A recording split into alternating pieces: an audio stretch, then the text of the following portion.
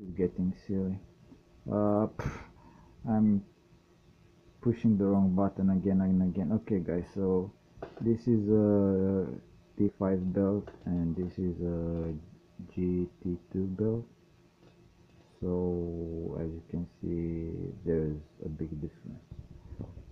I've managed to cut the belt, but not very well. Also managed to break this part. I have to redo it. That's not a big issue anyway.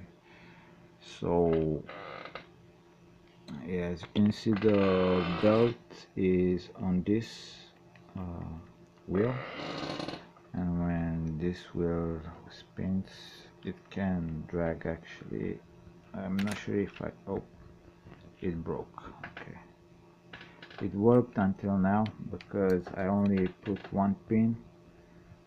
Okay, only one pin.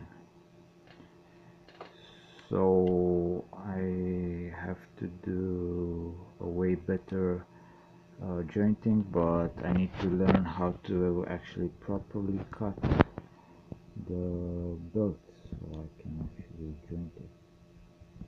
But the good news is the belt is actually good, and timing pulleys are working well.